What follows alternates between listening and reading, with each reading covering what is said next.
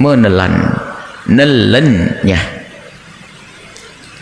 Harus pelan-pelan tapi faham.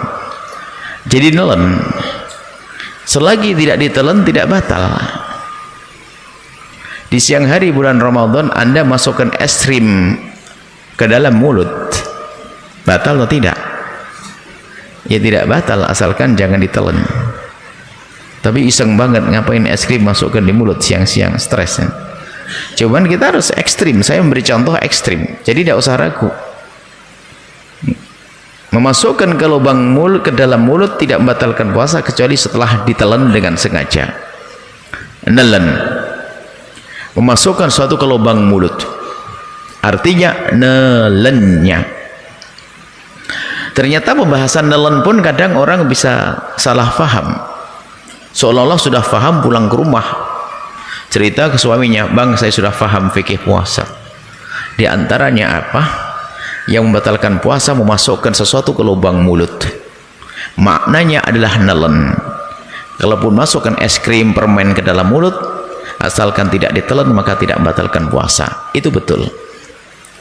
Akhirnya sang suaminya tanya, nelen ya? Iya nelen.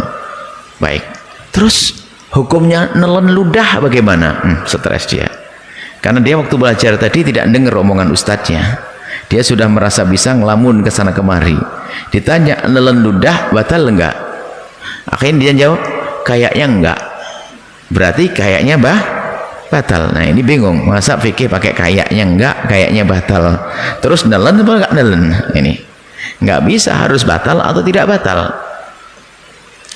Tadi katanya nelen kan? Iya berarti batal dong. Tapi masa batal? Sehingga orang salah paham. Ibu-ibu jam 9 siang sudah kehausan.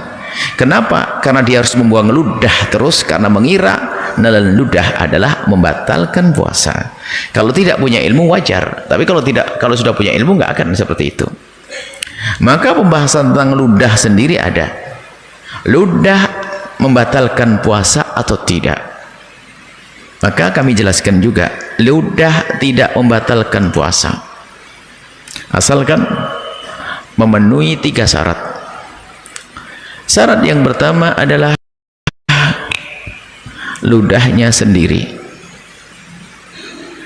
Kalau Anda minum ludah tetangga ya enggak batal puasanya. Pertama ludah sendiri. Anda mengira ada orang menelan ludahnya orang lain, ya mungkin Anda mengatakan tidak ada. Oh ada. Kita kan hari ini, tahun ini kan tahun harmonis. Saya bicara rumah tangga harus harmonis. Nggak bisa saja seorang suami ciuman lalu telan ludah pasangannya, batal puasanya karena nelan ludah istrinya. Nah ini kebayang, Anda jangan jijik-jijikan orang.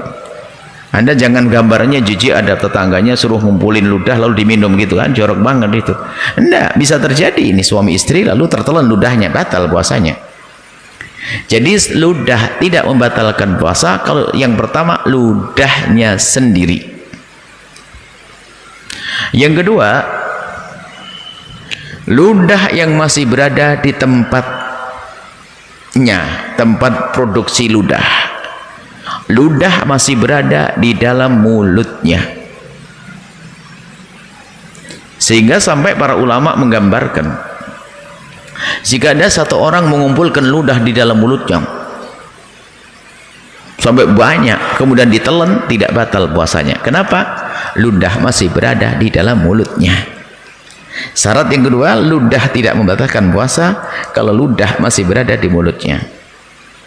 Tapi kalau ada ibu-ibu yang cantik itu, ibu-ibu cantik ngumpulkan ludah di gelas supaya seimbang, ibu cantik ngumpulin ludah di gelas, taruh di kulkas, seger banget, lalu siang-siang diminum, lalu beralasan ini ludah saya sendiri, batal enggak?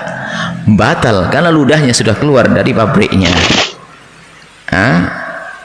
Makanya kalau belajar begini Anda tidak bisa mengingat, keterlaluan Anda ini, masuk SLB saja. Saya ingin mengajak bicara fikih yang ringan, cuman contoh ekstrim itu nukik, jadi Anda tidak akan lupa sepanjang masa. Anda tidak akan lupa setelah ini. Jadi kalau ludah sudah keluar dari mulutnya, taruh di gelas, kemudian Anda telan, maka itu membatalkan puasa. Tapi ludah yang ada di mulut tidak.